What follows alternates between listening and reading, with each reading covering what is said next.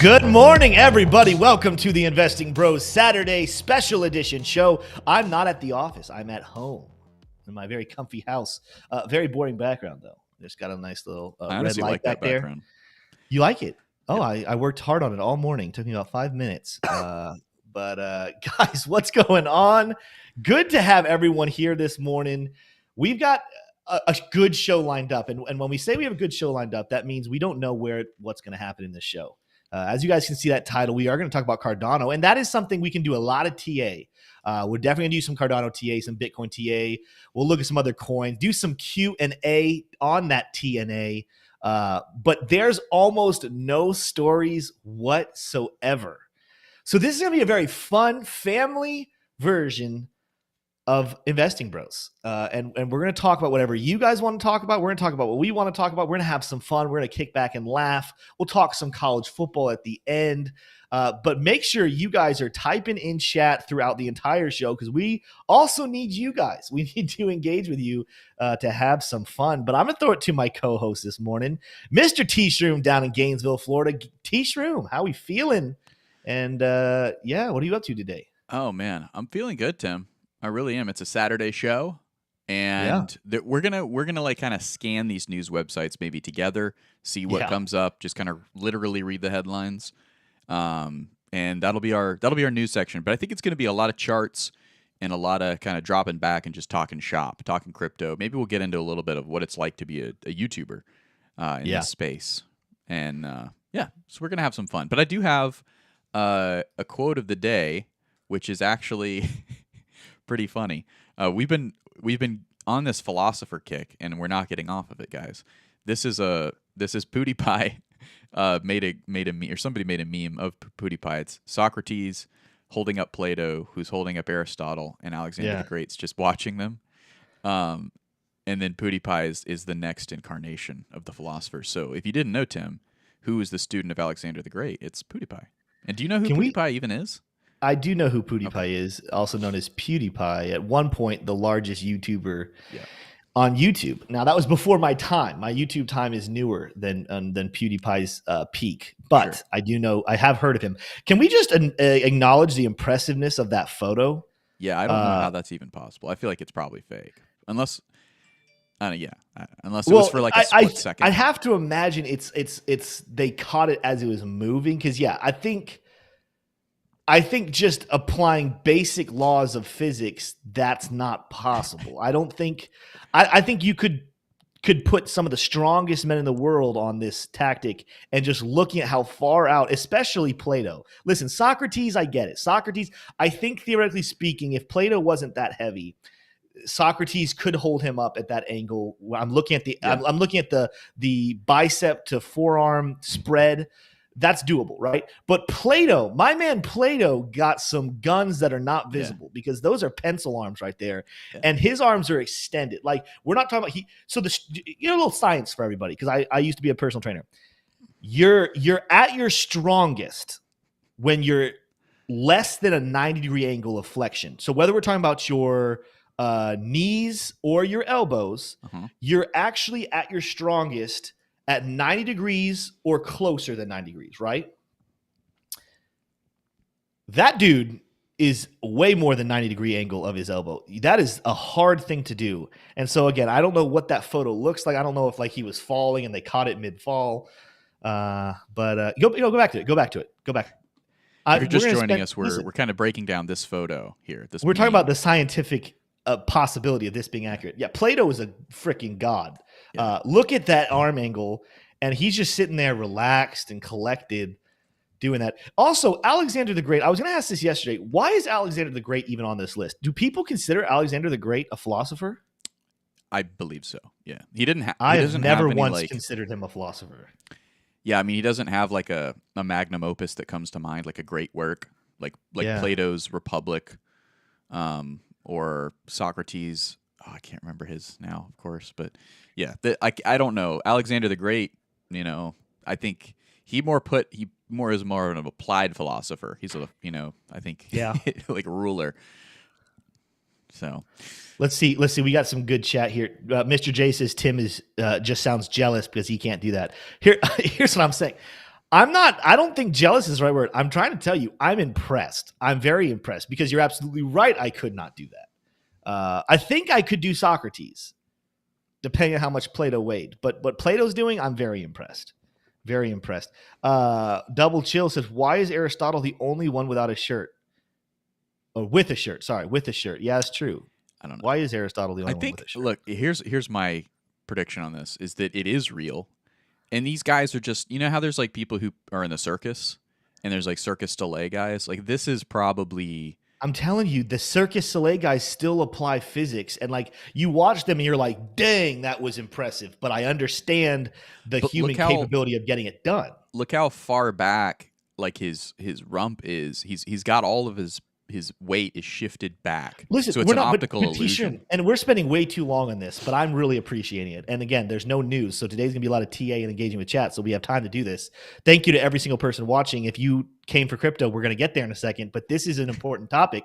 It is. My point is, if his hands were closer to his body, right? So he's really extended. If his hands were closer to his body, I get it, right? If the angle of his elbow was a little tighter, I get it, right? But look at this man. He's just chilling in child's pose with his arms extended. And the way the balance works, that his arms are far away from his body. And yet he's just curiously turning his head and looking at him like, hey, you good, bro? Like, this is a very impressive thing to me. And yeah, we'll go ahead and wrap it up here because people did not come to hear about the physics of is what that was even possible. Goodness gracious. Double Chill says, is there a giant iron bar behind him holding them up? Yeah, maybe. Maybe this is a real photo, but you don't see the props in the background. You know, some good photo angles. There could also easily be like just a photoshopped out like little platform person standing right there. Here. Yeah. Or not, you know, or just a bar. I don't know. We're getting all of Alexander the Great right there. I don't know. Yeah. Well, you know, some people think it's fake, some people it's real. I think it's impressive nonetheless. Let's go ahead, T-shirt. Let's go ahead. And let's do some TA. You know, we just got out of one bit of nonsense, but this means we're about to flow into a new set of nonsense. But this is a fun set of nonsense. And that is, are the elves working on the weekend? Yeah. Or the elf? Sorry, we only have one elf. Yeah, they are. Is he working today? And while the elf has been working, maybe you can share your screen as well so we can get to that. Yeah, sharing my screen would be helpful. Yeah. So here we go, guys. This meme coin has 420 trillion, 69 billion max supply. What is this meme coin?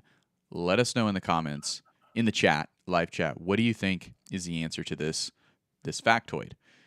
It's a very, very big max supply. Yeah. Almost, you know, that's an insurmountable max supply. I can tell you right now, it's definitely not Dogecoin. You can go ahead and just eliminate Dogecoin is too high in value for that to be the supply. Pepe has a lot of zeros after the period. I believe so does Sheeb.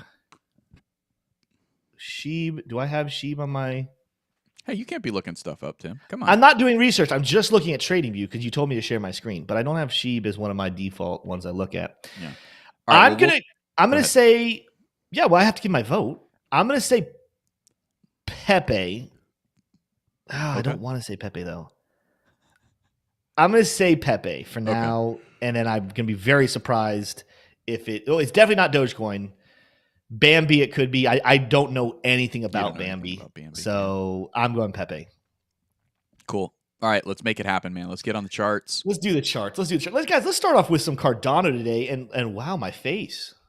It's really big in this box. I can see. You got all of Tim today in this box. Guys, we're going to talk about Cardano. The title suggests Cardano broke some serious resistance. Now, remember, we talked about this the other day. Ada Ace in chat. I don't know if I've seen him comment yet. And it's a bummer. He was one that brought us to our attention. And he did some great TA, guys. When you have a megaphone pattern, a broadening wedge, more often than not, now it's not as often as some other of the triangles, but more often than not, when you come into this formation bearish, you end up doing your dance and then break bearish out of it, right? Well, Cardano did not. It took the under on this one and broke above, and this is a very positive thing. Even more positive, guys. And we're talking about this with Bitcoin too, because we see Bitcoin making some good moves this morning for the bulls. But remember something that I've talked about a lot, very much a lot, and it's something that's very important for bulls or bears to do, depending on what we're talking about. This level of resistance. After breaking it and shooting the upside, we came back down and turned it into support and are now making a move to the upside. This is a very good thing for Cardano, ladies and gentlemen. Very impressed with what's happening here. You're also going to see, based off of this pattern right here, I think we're going to be up that we kind of rejected probably somewhere in the platinum pocket. Let's take a look at our Fibonacci levels. That's what these levels are drawn. That T box right here was drawn between golden pocket and the 0.5 level. Yeah, we made it all the way up to higher platinum pocket before rejecting. Here's what I'll say the reason why this is also very bullish. A little education, stuff I've talked about from time to time before, but I'm going to talk about it again because it's Saturday, guys. We're here to have fun. We're here to learn. We're talking crypto. But I want you guys to be very good with your technical analysis and understand the significance of the levels, right? So first of all, these different levels I have, make sure when you're doing technical analysis, have these levels on your settings, the 0.236, the 0.382, the 0.5. Golden pocket is 0.618 to 0.65. Platinum pocket is 0.786 to 0.887. Have those levels. Now, when the price does this, I started by going to a high, down to a low, and then you see the different levels we have. If price only makes it back, so price goes like this. If price only makes it back up to the 0.236, that is just a normal retracement that says the bears are still very much in control, and we're seeing price shoot to the downside, right? If price makes a bounce all the way up to the 0.382, it's like, all right, bulls, good job. Good job. You had a little bit of control there, but yeah, no, the bears are still very much in control. Price go down. When you start getting to 0.5, you still lean in the direction of the bears, but you start to actually ask yourself, all right, do the bulls have what it takes to at least cause a double bottom and a move to the upside, if not even having a double bottom? When you hit golden pocket, now you're starting to look for, all right, guys, I think there's a chance that we can shift from setting a lower high. I think we can come back down and set a higher low and begin a bullish pattern. I'm not saying that this happens 100% of the time, ladies and gentlemen, but when you hit the platinum pocket, that is almost a sure thing. I'm going to say 85%, and I have no numbers for that, but it's high. It's way more often than not. When you hit the platinum pocket, yeah, you might retrace. In this case, we came all the way back down to about 0.5. But to me, I think that this is a very, very positive sign that we're going to be setting a new high here soon, at least double topping on this one and moving back to the upside. So I'm looking at this, guys, and in the short term, I do think that Cardano, and again, we're looking at the 4-hour chart right now. This is a small time frame, guys. So I'm not saying that I think that Cardano is going to shoot up to $1 because of this formation. Again, we're looking at small time frames, so keep our expectations small as well. But I think that there is a decent chance that we start to make a push above 25, 26 cents, that maybe we even start to make a push back up towards some highs we had back here, 27, 28 cents. And the question is, can we get back up to that psychological level of 30 cents?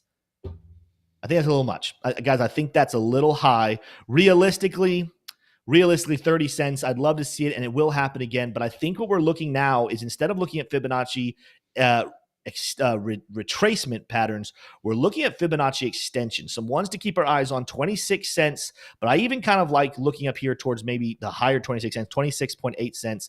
Could be an interesting spot to see us get to when using Fibonacci extension.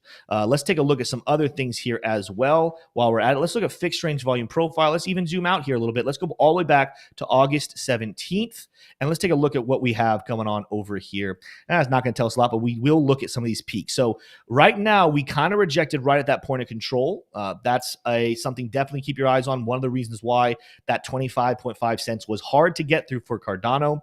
But keep your eyes on some other things. I'm going to go ahead and take a look at some gaps and some heights that you're going to have. So that first level, remember I told you 26 cents, that's a valley right here. 26 cents is a valley in our fixed range volume profile, kind of matching up right there with that 1.236. So that's my first level. I'm definitely, if I'm moving in a bullish trade right now, I'm watching that as a first level. I'm going to seriously consider for taking profits. After that one, I like this one right here, 26.5, kind of coming in around that 1.5 level.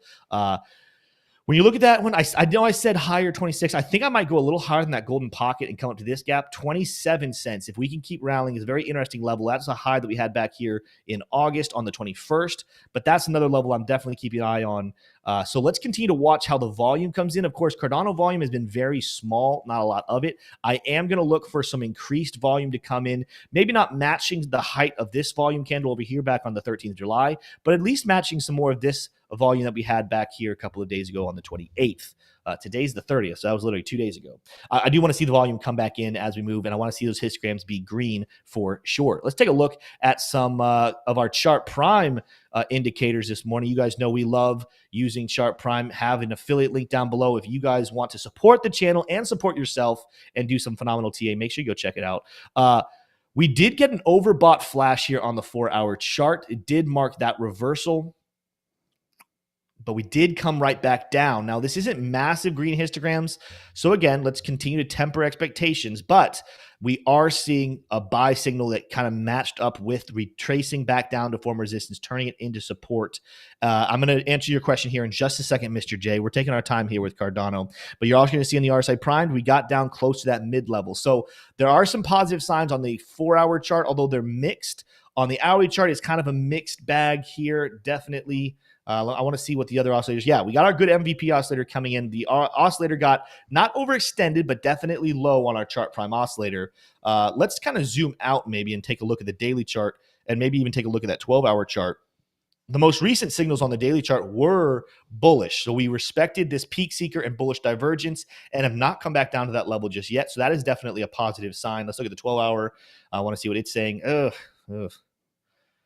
Don't love that. I don't love how high our oscillators are on the 12-hour. To get a little bit better of a look here, let's take a look at our indicators. We got a lot of room on the indicators for sure.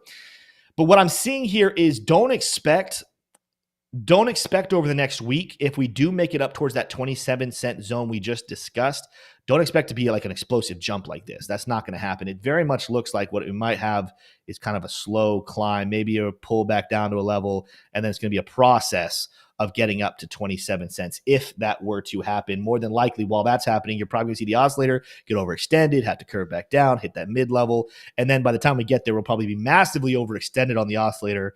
It'll flash major sell, and then we're going to have the price go down. Mr. J asked just a second ago, Tim, do you think that we still have 18 cents in play? The answer to that question, guys, unfortunately, is yes. This is one of the reasons why. Looking at the 12-hour chart, I'm not loving what I'm seeing there. Let's look at the daily chart.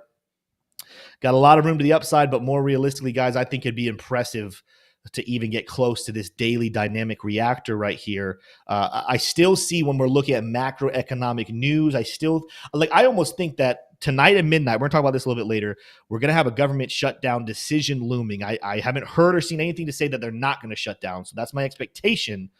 I think that actually could bring a short-term pump. I think that maybe I think we end the month of September green. Let's go out to the monthly chart here. Let's take this stuff down. Let's look at Cardano because I'm still on the marker.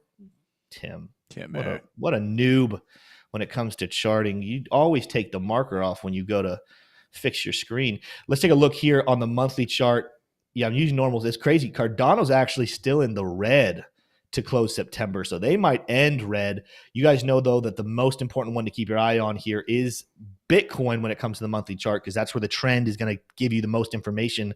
I think we close September green. I think at this point, after kind of being concerned here a couple of days ago, I think September is going to close green, and I think I would not be surprised to see a wick for October, maybe even make a push back up towards $28,000. Guys, I'm just going to say it. I think that a government shutdown happens, and I think that at first it actually is a positive sign for Bitcoin in the market. I don't think it's going to stay as long as the one back in 2018, and we can discuss those a little bit later on in the show. There's a 38-day shutdown back in 2018. Actually, we're definitely going to talk about it because I'm going to talk about old Auntie Beth and her recent take on Twitter that I found absolutely hilarious. But I don't think we're going to have another 38-day shutdown. In fact, I think it might be a week, maybe less, maybe a little bit longer. And then we're going to get slapped with a bunch of different things, and people are going to get bearish again. I think October ends up closing in the red. That's still where I'm believing this is going to happen. But I do think there is an outside chance Cardano could make a push up to 27 cents in that time. Bitcoin, maybe 28,000. Ethereum maybe 1,700. We'll take a look at some other ones here in a second, but yeah, I still see 18 cents coming into the equation here. Some of you guys may be asking, Tim, why 18 cents? Why 14 cents? There's a couple different things kind of going on with those levels, but one of the things that I'm keeping my eye on is back here. Yeah, this is a wick that pulled back down, but that's more of like a flash crash that I think they never fixed on the exchange. I'm not really – yeah, that doesn't even make sense. That was a flash crash. That doesn't really count. What I'm looking at, guys, is this level of resistance back here all the way in November of 2020. We're within striking distance, and we have momentum that could be shot down there. I think that there's a chance that that gets rehit. And 14 cents, you're going to come back into some resistance we had back in July, but also using Fibonacci extension, just like we've talked about before. Let's go look at this price action right here. There's some people concerned about these price levels right there. 18 cents is the 1.236 Fibonacci extension. I don't remember why I put that level there. Was it fixed range volume profile maybe? If I took a look at like all of the information of Cardano. Not exactly yeah, sure, okay. It's Tim. that peak. It's that peak right there. So what? Not exactly sure, Tim. This is why I put that level down there. It's that peak on the Fibonacci, and then you're going to look at the 18 cents. 18 cents is right there at the end of a valley. So there's a lot of confluence on a macro timeline and Fibonacci extension. Talking about 18 cents. This also, again, guys, is with the assumption. Look at where Cardano is right now, hovering right at kind of the lows for this year. Look at where Bitcoin is hovering at. It's pretty far above the lows that Bitcoin's had in this bear market. I still believe Bitcoin is going to be seeing about a $20,000 or a little bit lower than $20,000 price. And I do not see a world where Bitcoin drops. Actually, let me grab this. I don't see a world where Bitcoin drops upwards of 27-30%, give or take, and Cardano doesn't, right? I don't see that happening right now. Cardano, if it were to drop 30%, let me grab, come on now. 30% would put us where? Right at 27, 30%, right at 18 cents, right? And that's if Cardano matches it tit for tat. Realistically, if something happens and Bitcoin drops that aggressively, most of the altcoins will probably outpace it. That's where the 14 cents comes into the equation of saying, hey guys, 18 cents is more optimistic. 14 cents is more realistic, saying more than likely Cardano will drop at a faster rate than Bitcoin. That's just my 2 cents. Let me know what you guys think. You just put a poll in here. What will the U.S. government shutdown do to Bitcoin? I think we talked about this one. When you say pump, does pump mean like if any positive price action happens, is that pump? Like what classify a pump? 28,000? Is that a pump? I mean, yeah. I mean, well, it's like, what does the price do at midnight tonight? I'll vote pump. Whenever they say we shut it down, right? Well, there'll be a final vote, right? I guess probably on C-SPAN, or live on YouTube from C-SPAN or something. It'll be like, and then the last vote will be like, we're going to keep it open, or we're going to fight for whatever they think is important right now.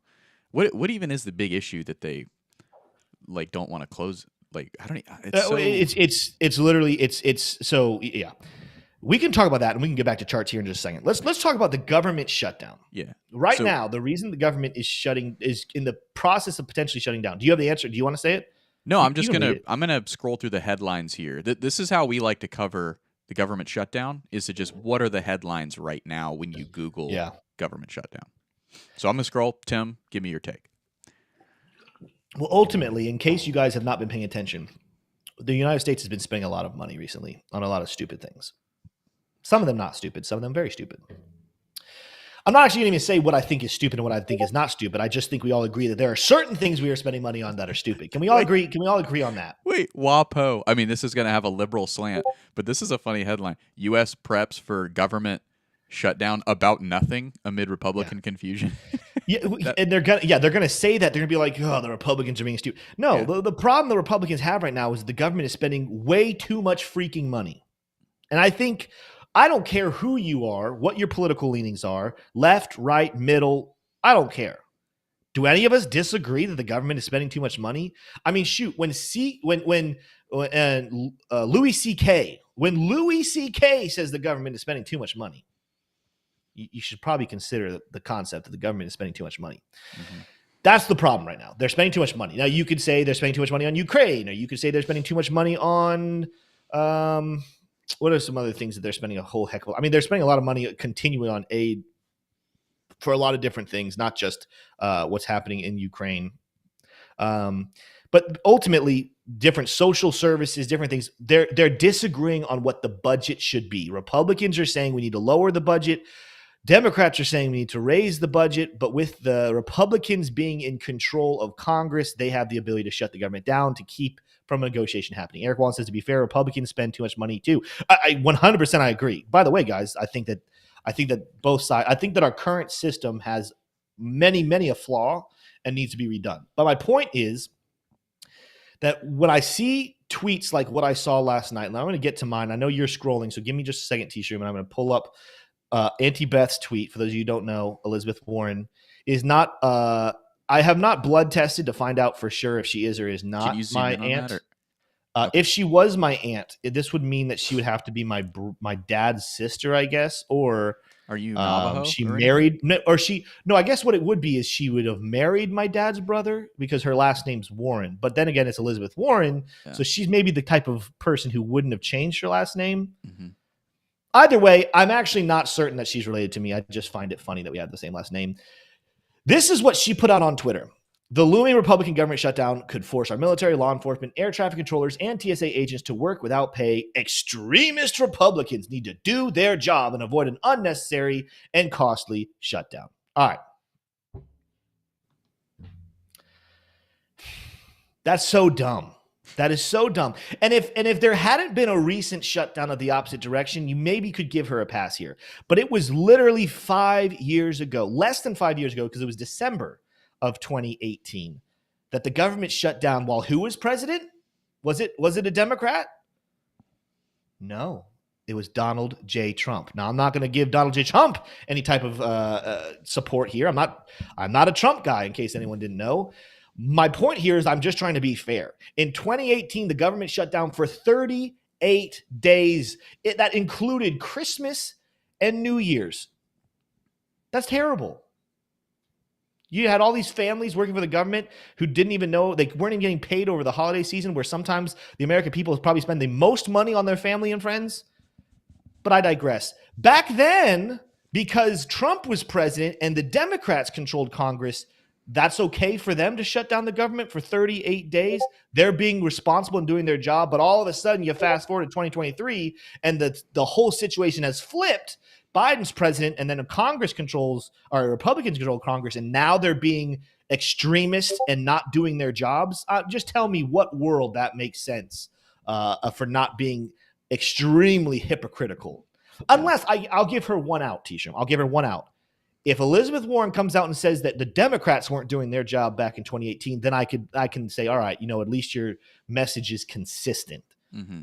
But I would be very surprised if that's what her opinion is. I think she would try to make some sort of BS argument that in 2018 it was what was right and it was just and they needed to do it, even though it was the longest shutdown in American government history. But this one is Republicans not doing their job. I'm not a Republican. I'm a libertarian. I think that this is low-key one of the dumbest tweets I've ever seen. And this is coming from Elizabeth Warren, where there's been many other dumb tweet put out on this Here's internet. The thing, Tim, is her tweets are not for you. You are not the target audience. The target audience for her is people who are just going to hear that and agree, right? This is an interesting paragraph here. House Speaker Kevin McCarthy suggested Friday night that he might be open to a Senate bill, but only if they strip out the funding for Ukraine. So I think that might be the linchpin, is the funding for Ukraine.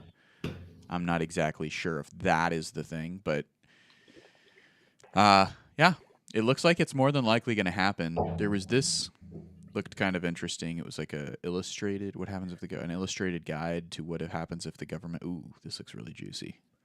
Airport delays, immigration courts close, museum closes, childhood education. 10,000 low-income children would immediately lose access to Head Start programs. Now, keep in mind, this is CNN politics, but, so far this hasn't been overly partisan. Food assistance programs go down.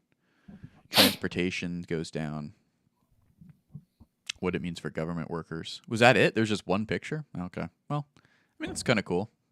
Yeah. It helps me, someone who doesn't know how to like read words. I like to look at pictures. It helps me kind of understand what's going on in my big crazy government world that I live in. Yeah. So, Bedridden asked Tim, what happened the last time the government shut down? You guys want to take a look at what happened the last time the government shut down? yeesh. Let's do it. Let's go to the chart. The government shut down, ladies and gentlemen, back in December during this week. It says December 10th. It wasn't December 10th, but it was on that week. That was the week that it shut down. Can you guys tell me what you see? Let me put a little arrow. This candle right here. What is that candle, T-Shroom? That, ladies and gentlemen, you just went mute. I don't know why, T-Shroom, you just went mute. Oh, there you go. There you go. Yeah. I hear you now. What date did you put it on? This is the weekly chart, so the week okay. it has the 10th. Perfect. What's the actual date? Well, this January 8th, 2019, federal employees sue government over lack of pay. That's probably. But it started this week. The week of the 10th of December is when it started. And that, ladies and gentlemen, I was trying to build a climatic point here, T-Shroom, and then you didn't say what I wanted you to say. And I realized this is something that happens quite often when you try to set someone up for something and then they have no idea what you want them to set up for. It ends up flopping. That was the bottom of the bear market, guys. So the last time we had a government shutdown, we had the bottom of the Bitcoin bear market. Even more so, let's go look at the same timeline over on the S&P 500, because we're not just talking about crypto. Let's also talk about the stock market. And let's see, the 10th. Let's see, we'd have to go this one. Boom.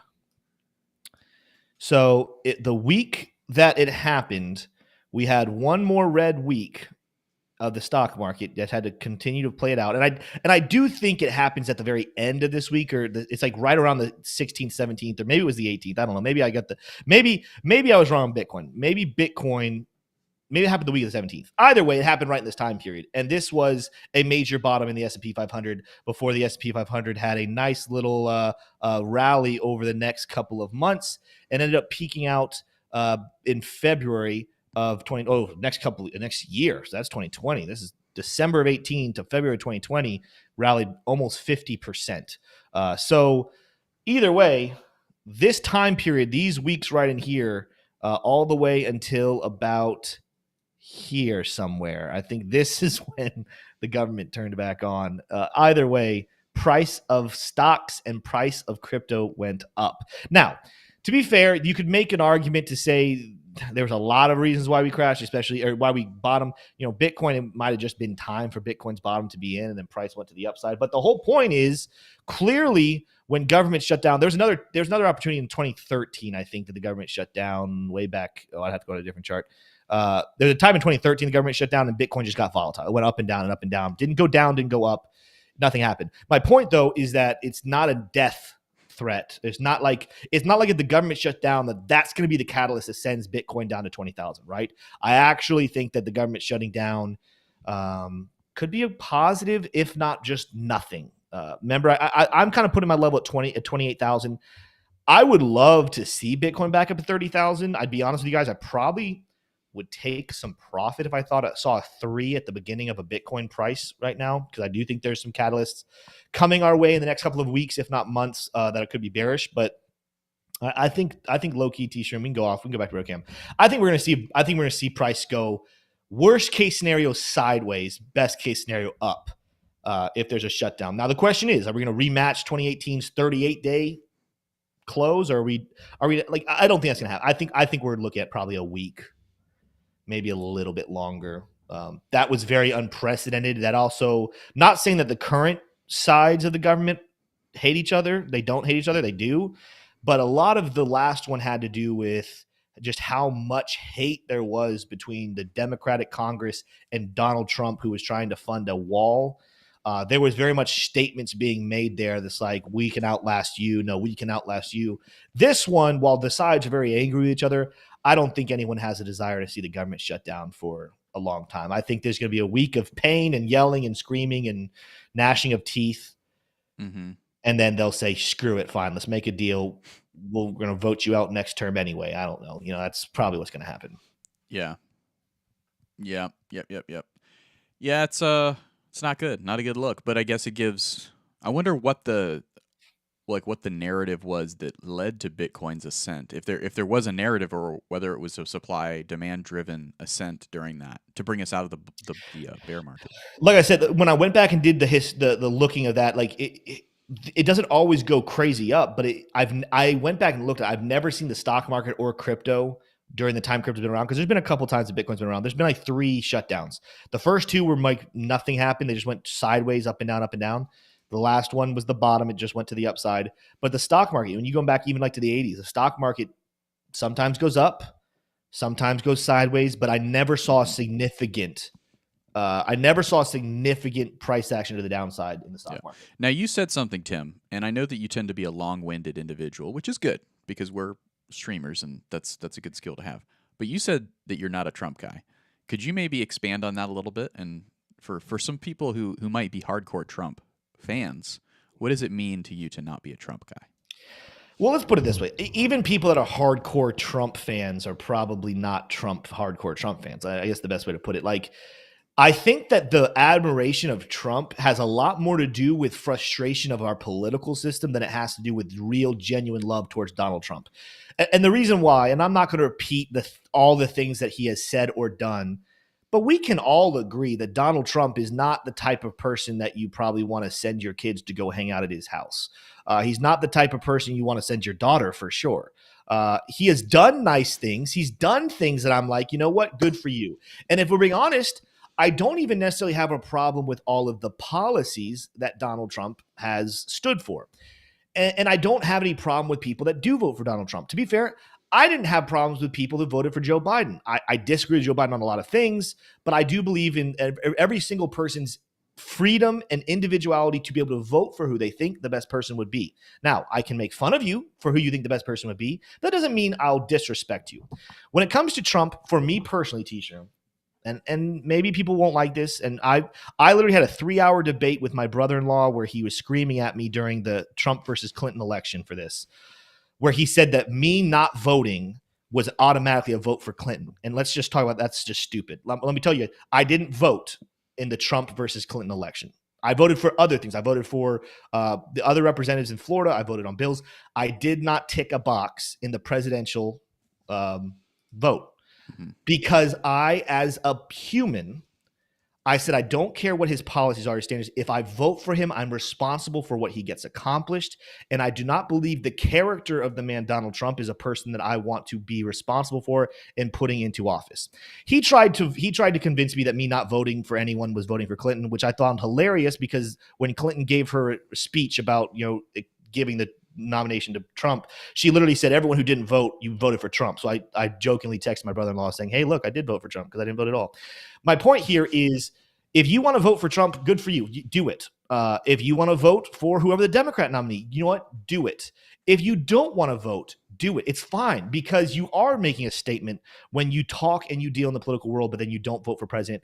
It's been a long time, T-Shroom, since we've had a candidate that really is a good candidate. And what I'm saying, when people are in love with Trump, I could be wrong, but most people don't actually really like Trump. They're just so fed up with current politicians that to them, Trump is a breath of fresh air because he's so different.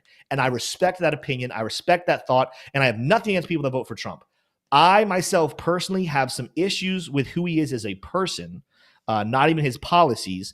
I would much rather, I'm telling you right now, I would vote for RFK over Donald Trump in a heartbeat. Why? Not because I agree with every single policy he has, but I think he's a good person with integrity that I actually respect. Number 2, I think he might be one of the last chances we would have left of creating some sort of peaceful unity between the left and the right. And that's another thing I'm very strongly opinionated on, T-Shroom, that I don't think people of the United States disagree with each other as much as we think. Now, clearly we do have disagreements, but the political spectrum right now is pitted to say you're either a right-wing extremist or you're a left-wing extremist. So if you're a Republican, you're evil because you're right-wing. If you're a Democrat, you're evil because you're left-wing. And they act as if there is no such thing as a middle, when in reality, I believe somewhere around 70% of our country are people that actually are somewhere in the middle, but are being told they have to side with the right or left. And that's just not true. You do not have to side with Donald Trump or Joe Biden. Probably the worst option of an election we we've ever seen was having to choose between Donald Trump and Joe Biden. I would like to see things. I like Vivek. I like Vivek. Well, you got me on a roll, T-shirt. You got me on a roll. Hold on. You gotta let me finish. You're so long-winded, Tim. And that's okay. It's okay to be long-winded. We're talking on the show. I would rather see like a Vivek versus RFK, which is not going to happen. I'm just going to tell you guys now, it's not going to happen. The Democrats are not going to let RFK win. The Republican, I don't think Vivek even thinks that he's going to win the Republican nomination. I think he wants to be Trump's vice president. But I could actually see myself voting for one of those two individuals for president. I don't see myself ever voting for Trump. I don't see myself ever voting for Biden. I would see myself, if that's the re-election, right. I think I'll sit this one out again for a third time. I'm going to give you my shot here. So this is on my screen. I've got pulled up. This was the results of the 2016 election, right? Georgia was red. Okay. Now Georgia is blue. You live in Georgia, do you not? Okay. I do. It is an extreme. So when your brother said your vote didn't, or it was a vote for Hillary, if you didn't vote, it actually is false, but it's not because of what he said. It's because you lived in Florida, which was overwhelmingly red. So the fact that you didn't vote kind of didn't matter because you lived in a state that was overwhelmingly red. I would disagree. That Florida was not overwhelmingly red. Okay, well, it was though. It was red. It went red. It went red. But Florida has always been a purple state. In fact, up until this last election, I don't know if you know this, T-Shroom, but we're now, you got me on it, and I'm going to use my wind to talk about it. 2020? Up until 2020, we had not seen an election in at least 40 years where the person that won Florida didn't win the whole presidency, because Florida was such a pivotal purple state that whoever won Florida always won the election. Trump won Florida but lost the election. That was the first time in a very long time that the president who won Florida didn't win the nomination. Florida is a very pivotal, very purple state that sometimes goes this way, sometimes this way, but Florida went red for Bush, went blue for Obama, went blue for Clinton. It went red for Bush before that. It went red for what's his name? Before Bush Senior. Reagan. It literally, Florida is one of the deciding states for every single election until this last election. Okay. It's a very purple state. Okay. But now, and in 2020, it went very red. So I don't know about very, but it went red. Yeah. Okay. And especially for the governor, the gubernatorial race, it was extremely red. It was very, very hard. Okay. So this year, though, if you don't vote for Trump, you are voting for Biden because no, I disagree with that. Because we can have that conversation live or off air, and I'm not hurt by you saying that whatsoever. Well, but I am emphatically saying that is a stupid statement. That when I hear people say when you don't vote for one, you're automatically voting for the other, I disagree with that 130%. Okay. I think it's very irresponsible and disrespectful to say. Okay, maybe that specific phrase is incorrect, but in the game theory of the democracy that we have set up in the United States, not voting for a Republican is an opportunity for here's Democrats to win. Here's what I'll say. You are, if you're saying what I think you're saying, you are saying that an American who is forced to participate in a stupid election process, if they choose not to participate in the stupidity of that process, that they're the ones to blame. I think that's a terrible statement. I think the concept that when you vote for president, you have only two options, and those are your only two options, and you can't have any other option that's legitimate, and therefore you're having to say it to somebody else. I think that's terrible. I think that the system needs to change. I think that the way we vote needs to change.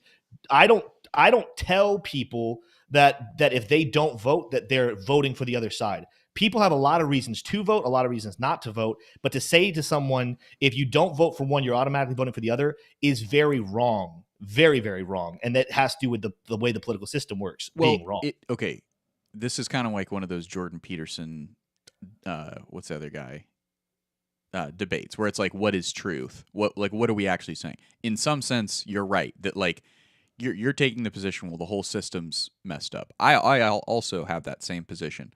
But at the same time, it is also true that if you don't vote for Donald Trump in 2024, then in Georgia specifically, And if you lived in Florida still, it kind of doesn't matter because it's going to go red. But if you living in Georgia where it's blue, your vote is disproportionately more valuable, and you have a bigger say in the outcome of the general election than I do because I live in Florida. Maybe that's all I have to say. I'm not saying, and I'm definitely not saying you're a good or bad person based on what your decision is. I think that's where people take it too far.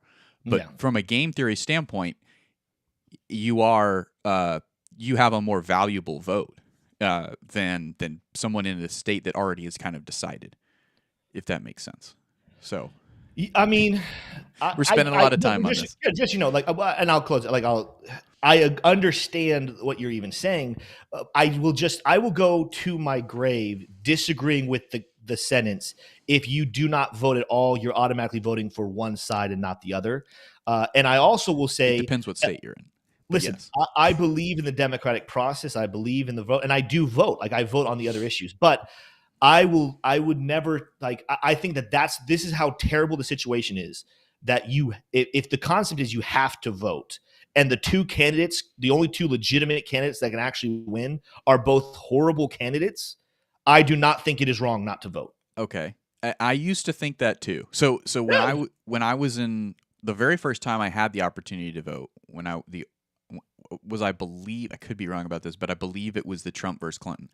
And I only voted for the local issues and politicians. I did not vote in the general election because it was the first time that Trump was running. And I did not feel comfortable, even though, usually I would kind of side more with Republicans.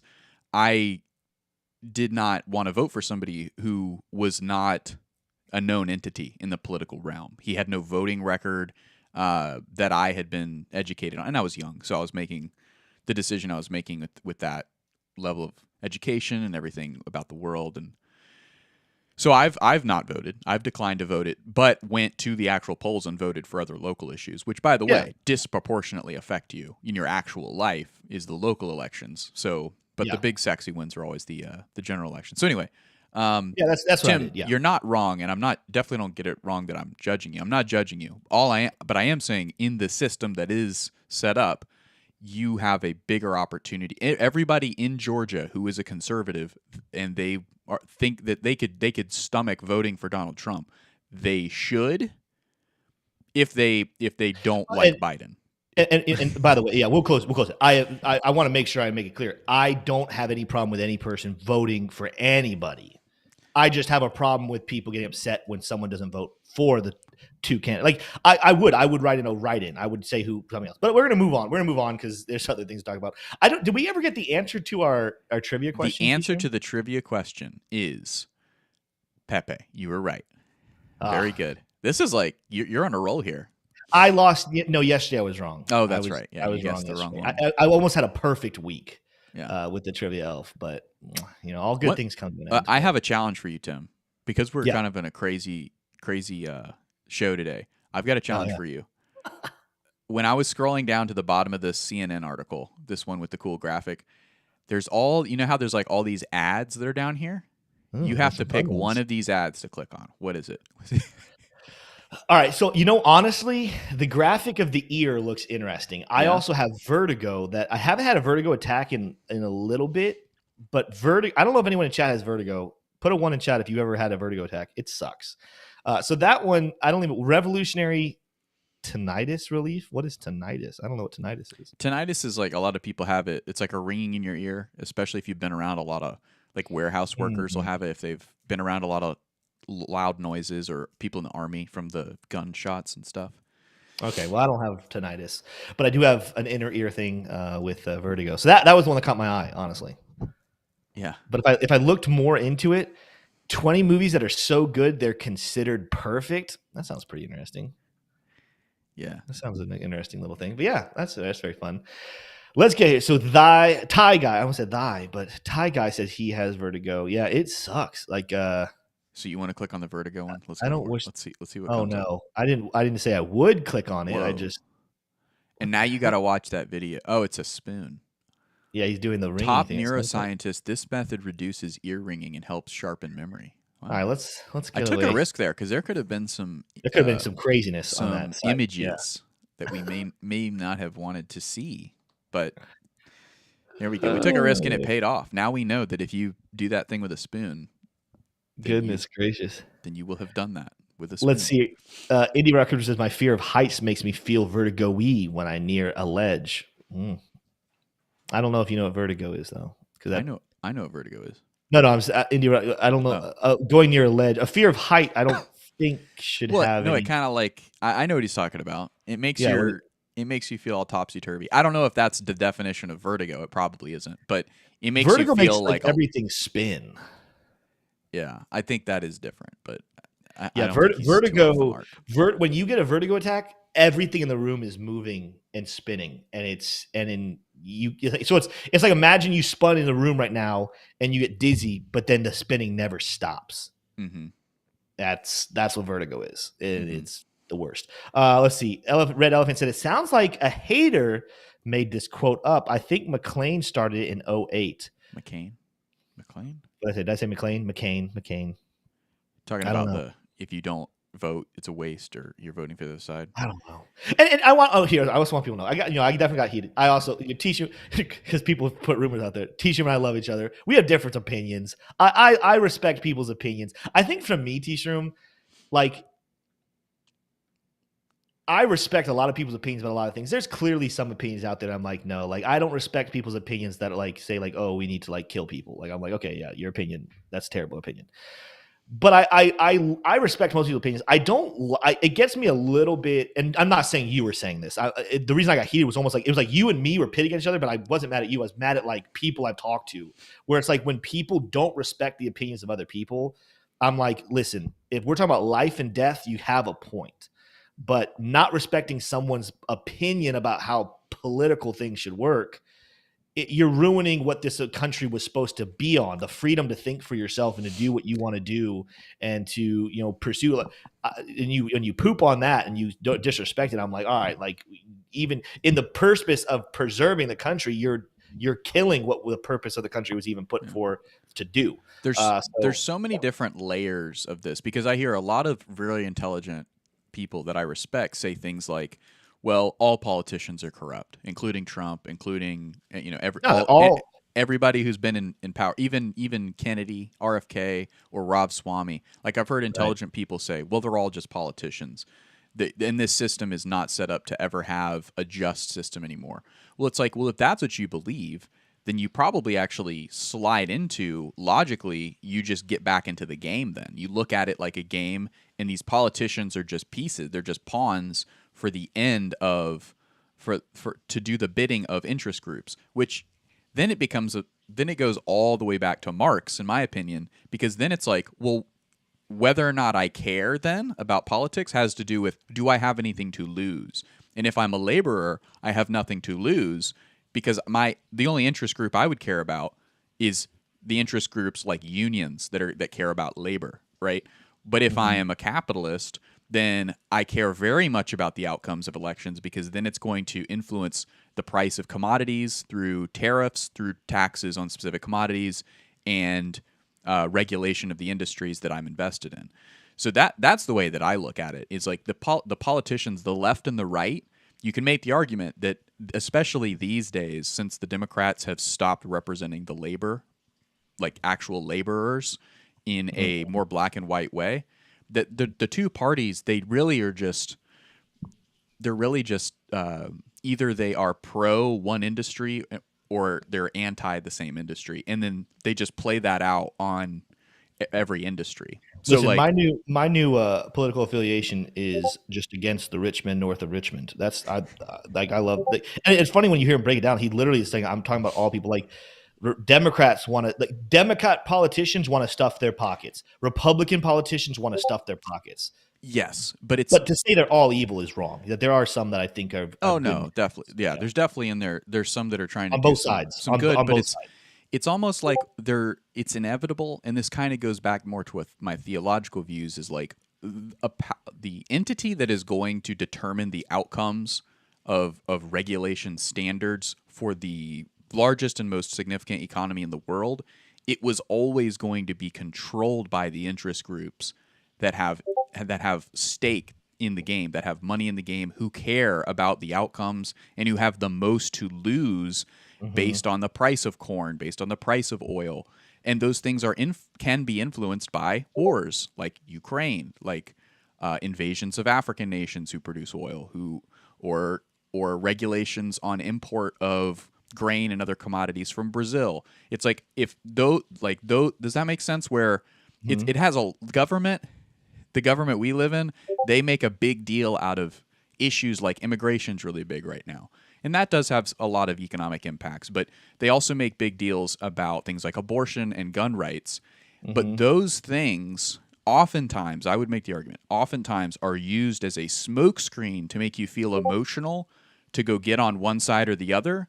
Yeah. And all the while, you're not really benefiting from that side, right? Unless it's literally on the unless gun rights are literally teetering on the brink of you're going to get your AR taken, right, by the government, then you don't, like, it's not that you shouldn't be doing it. It's your actions are disproportionately benefiting someone, interest groups on that side way more than they're benefiting your actual gun rights. So your action, while it may technically be from a binary standpoint benefiting your gun rights or your right to choose abortion or whatever it is, it's disproportionately, because you're voting that way, it's disproportionately helping just these elites that all own capital that they have a lot to lose. Whereas you don't own that capital, right? Until maybe way later on in life when you've amassed a 401k, then you can start to think like that. But until you're there, you're just a laborer, and the only political action that actually affects you is local elections and then participating in unions, because you don't own anything. You don't. Why do you care about the outcomes of elections until they're coming to your door, like to beat you and actually like take your kids and stuff like that? Okay, so I said all that, but what is important that I do care about is Bitcoin, right? And Bitcoin, there are some candidates this go around. Kennedy definitely seems like one that's very compelling, very interesting watching his narrative. Rob Swami as well, and then DeSantis.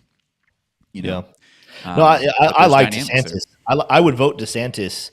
I don't think he's going to get there. I don't think he's going to get to the Republican nomination. I think I like him, but he's been disappointing in his case to become the Republican nominee. We have very little time here, but what do you think about that claim, Tim, where it's no matter what rules, no matter what little tweaks you made at the very top of the federal government, that it's always just going to get gamified for the interest groups. The interest groups, those who have the most to lose, are just going to figure out a way around any little rule, term limits, whatever it is. Like, they're going to add judges to the Supreme Court, whatever it is, to make sure that their corn, the price of corn is not going to change or goes the direction they want. Do you think that that's accurate, or do you think that's... Yeah, I mean, no. So then what you're even asking, I'm going to answer it a different way. Money is the problem, T-Shirt. Money, the Bible puts it here. The love of money is the root of all evil, is what the Bible even says. Not that money is the root of all evil. I think that's a very common misconception. It's the love of money that is the root of all evil. Meaning, when you love the money for the power, when you love loving money to produce for your family and to provide value and to help people around you, that's not evil. Loving money for power and for authority and for control and just that's what's evil. And that's one of the reasons why, T-Shirt, I think, what we do here, helping people become educated on finances and the decentralized versions that crypto can bring to us is so important. Because another thing I was going to kind of, even wrapping all this stuff up, and we'll go a little after 12 o'clock. We're still going to do some college football talk here in a second. But I really hope, no matter what people's sides are, if you're a Republican, if you're a Democrat, if you're a Libertarian, if you're going to vote for Trump or you're going to vote for Biden or if you're going to vote for RFK, whoever you vote for, ultimately do what you feel convicted to do.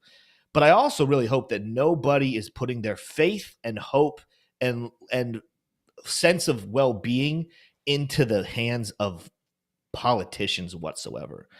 This is something that we should not be putting our hope in. And people are going to have their own opinions on this. As a Christian, my hope and my faith is going to rely with Jesus 100%. But even from a stance of, if you're not a Christian, don't put your hope in politicians. it's much better to fix the money situation if we're going to fix the corruption. Because I can tell you right now, and we've seen it throughout history, Republicans have been in power and bad things have happened. Democrats have been in power and bad things have happened. Republicans have been in power and good things happened. Democrats have been in power and good things have happened. There are good people in this world, and that's always nice, and you always want to look for it. But until we fix the money problem that this world has, you're just going to trade one bad character for another bad character for another bad character. You're going to see policies and bills and everything that really is always just funneling back to what Tisha was just asking about, the power to control corn, the power to control this, and the power to control is what people are going after. Fix the money, fix the brokenness, fix the centralized version of what currency actually is, and watch actual good politicians or good policies be presented.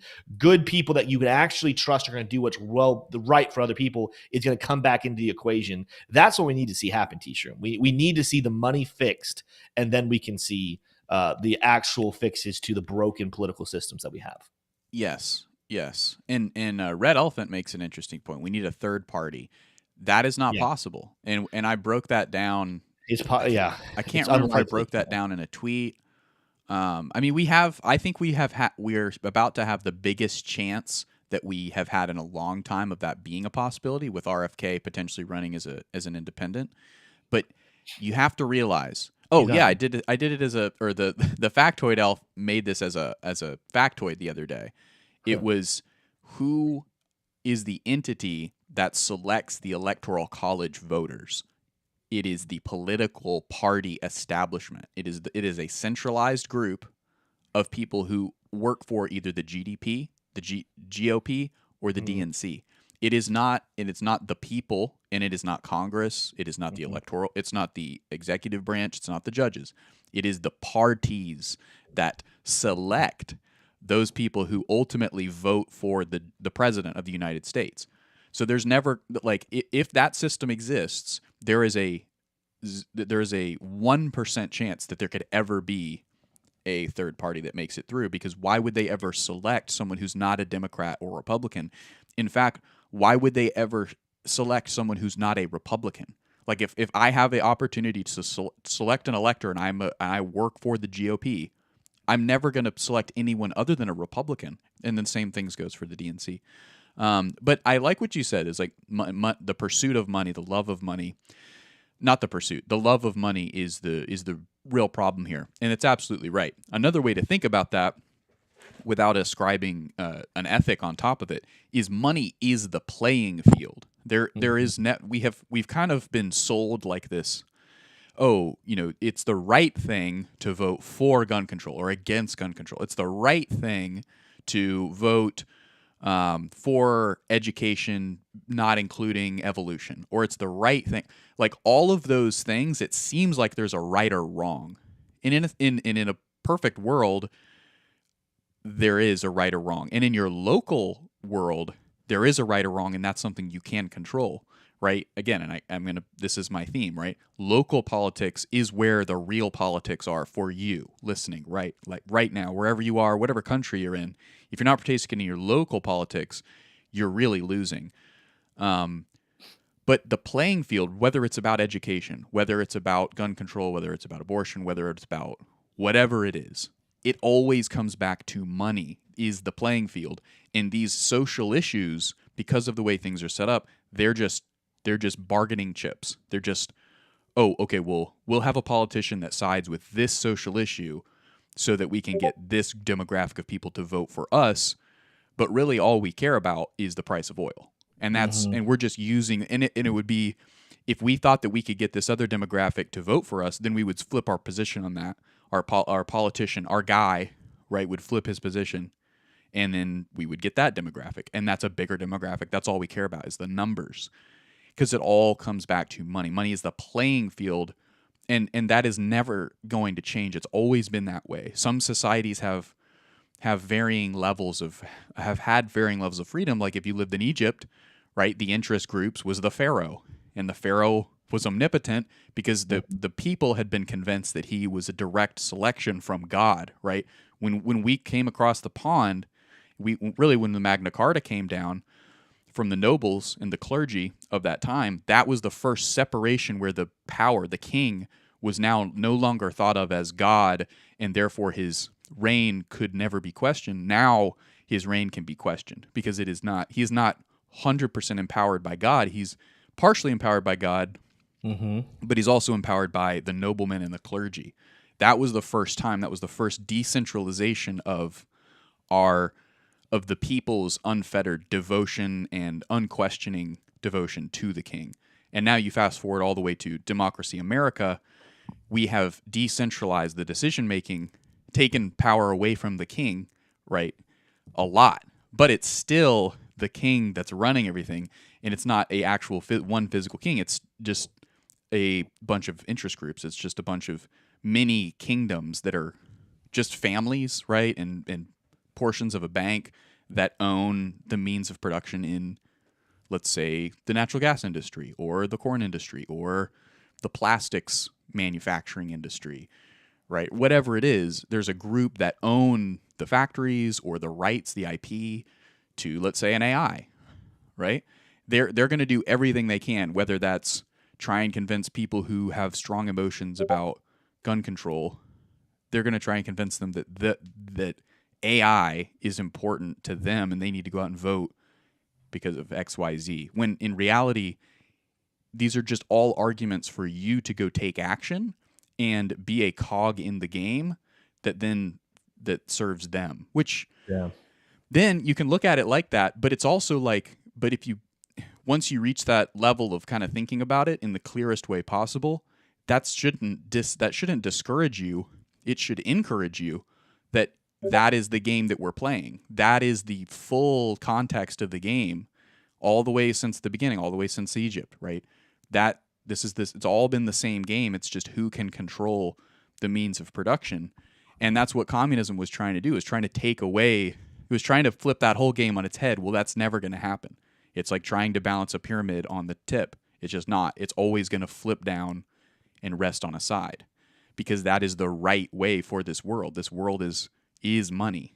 it's all money. And that's not like you put an ethic on it that is also correct. It's the love of money is evil, right?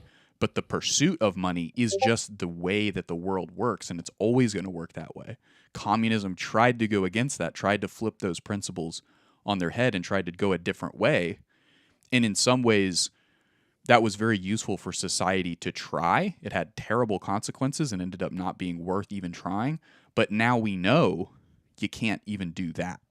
That is not the way out. The way out is to just relax, love one another, and just try to generate as much, economic activity and income as you can without hurting your neighbor, right? And some people can justify hurting their neighbor to make money, and that is where things go wrong. Yeah. At least I'm not long-winded, right? Well, let's do this. Real quick, there was something I saw in chat. We're going to do 2 quick charts real quick and then wrap out with some college football predictions, and then we're going to call it a day. So Bitcoin, we talked about it a little bit earlier, but positive sign, guys, for your weekend. We don't want to leave you out to dry without this. Go watch some college football. Go hug a family member. Go touch some grass. But Bitcoin using this line of support, very, very important, guys. Again, former resistance level, turn to support. But there's something very big brought to my attention over in Discord by, I believe, Ada Ace, and that is Link.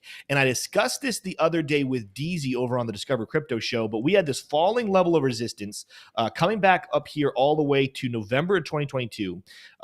Guys, we just broke through this morning. We talked about this with DZ. Were we going to reject here, or were we going to break through and potentially come back down, retest it as support? So keep your eyes on Link. Right now, we're hovering at $8.22. Will we see maybe a regrouping back down towards $8, maybe $8.02, 3 cents, just coming back down to this red line, turning it into support, just like we just saw on Bitcoin?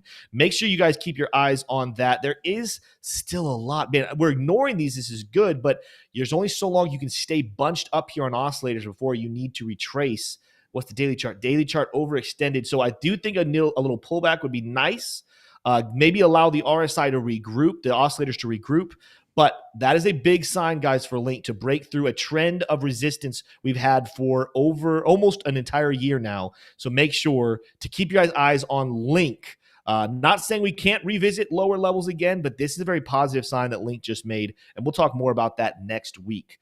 Really quickly, we're going to wrap out today's show. Let's go through predictions. Northwestern up on Penn State. Guys, it's not going to last very long. Penn State's going to win this game pretty easily. Northwestern is not good, especially with all the stuff they have going on, the programs, the distractions going on. They're not going to win this game. Penn State is going to win. Still early, but good for Northwestern for the field goal. USC up to an early touchdown lead over Colorado is going to stay, guys. Colorado, of course, got their butts handed to them last week by Oregon. I did not think that was going to happen. I was wrong. I knew that Oregon was going to win. I just thought Colorado would put up a fight. Turns out Travis Hunter is a pretty valuable player. Him not playing is pretty rough for them. But USC is going to win that game. And in fact, based off of how Colorado's playing, they're probably going to win them handsomely. I'm going to give them a safe 2-touchdown win, but don't be surprised if it's more like 3 touchdowns, 21 points. Florida, Kentucky. Kentucky's 4-0, but I don't really feel like Kentucky's done that much as impressive. I'm going to give this one to Florida. Go Gators. That's going on right now. So as soon as this show is over, I'm going to go watch that Florida-Kentucky game. Florida's coming on strong, guys. Georgia versus Auburn. Georgia, surprisingly, has actually been kind of disappointing, but it's because they're so young. I'm going to go ahead and say talent prevails for Georgia. They're going to finish the season undefeated. They're going to beat Auburn today. Don't be surprised if it's a slugfest and it's a really back and forth type of a game, but Georgia's just so talented. They have some of the best coaches in the league, in the whole college football hemisphere. So, like, they're going to win this game, but it could be a fun game. Michigan will beat Nebraska. Don't even need to talk about that one. Texas and Kansas, going to be a fun game. Potentially, Texas has a good defense. We saw that versus Alabama, but I could see this being a shootout because Kansas has a very good offense. Texas has a good offense as well, but I do take Texas in that game. Missouri over Vandy, pretty easy. LSU, Ole Miss. Ole Miss lost to Bama. Not a very good Bama. We're going to go LSU. We're going to go LSU. Could be a good game, though. Oregon will beat Stanford. Easy pick. Oklahoma will beat Iowa State. Easy pick. Notre Dame Duke is going to be a great game. Notre Dame wins this, but Duke continues to impress. They're a great school for a lot of different reasons, but their football team is pretty astounding. Can you zoom in a little bit more on that? There you go. All right, guys, we're going to keep going. South Carolina, Tennessee. South Carolina, sorry, Elliott Locke, if you're watching. Just not – you guys have moments, but you just can't put it all together. Tennessee wins this game. Alabama beats Mississippi State. Washington, one of the surprising teams. I don't know what it's doing. All right, I'm going to have to use the trackpad. Washington – don't count Washington out as possibly giving Oregon and USC a run for their money to win the Pac-12 in its final year. Washington's a good football team. That offense is lethal. They're going to destroy Arizona, but I'm excited to watch Washington the rest of the year. Fresno State over Nevada. I mean, look at that, 0-4 for Nevada, 4-0 for Fresno State. Fresno State's a good team, and I don't really know much about Nevada, but I know that they're not good. So that is my college football picks for this week. Last week wasn't good. I think I got a good amount of them wrong, but we'll see how I perform this week. With that said, you guys go ahead and go chill, watch some football if it tickles your fancy. Did you already look at Solana? Spend time with family. You want me to look at Solana? We'll look at Solana on like Monday or Tuesday. That's fine. It's just breaking out. It broke out of Is it really? Head and Shoulders. Yeah. Okay. It's up 6% right now. Yeah. Yeah, it's on a little bit of a tear. I mean, everything's moving a little bit to the upside, but yeah, Solana breaking above that golden pocket is a good sign for them. We have some room to run here on the daily chart, but I'm sure the 4-hour chart is going to show me flashes of overextended. No, not really. We're kind of pushing through. Yeah, Solana. Watch for Solana. I would not be surprised to see Solana make its way. So it's overextended right now on that cloud, but I think it's going to kind of ask that cloud to get a little higher. Let's go 12-hour chart. Don't be surprised to see Solana get up into this red cloud. Look for lows of $22.60, maybe some higher levels of $25 almost, $24.97. Solana could be an interesting one, T-shirt. Good catch there. We will do more. Yeah, we probably went too long on the political spectrum. It was JT. Shouted that out. Yeah. JT. Thank you, JT. You're a goat. Still not going to buy Solana, but I will. I'm going to buy Solana long term. But we'll talk more about that next week, guys. Look forward next week. Again, we're moving the show. We wanted to go 3 to 4 at all times, but we didn't want to overlap Kelly Kellum. But Kelly is no longer doing that show at 3 to 4. So we are going to be moving 3 to 4 next week. Make sure you join us. Kelly's actually going to come on and be a guest at some point next week. So make sure you tune in all of that week. Also, Monday morning, 9:30 a.m. Eastern Standard Time, the Piper Academy will have its first episode either. So you got some great lineups from Monday. T-Shroom and I will give you guys a good Monday morning update at 9 a.m. Then just a couple of minutes later, you'll be able to watch the Piper Academy. And then I think Monday and Tuesday, we're not live because T-Shroom will be out of town, but I will be live over on our Discord. Make sure go join the Discord right now, the free version, and we'll go have a community live stream Monday and Tuesday, and then we'll be back to our normal schedule on Wednesday. With that said, you guys, have a fantastic weekend. We'll see you Monday morning. Adios.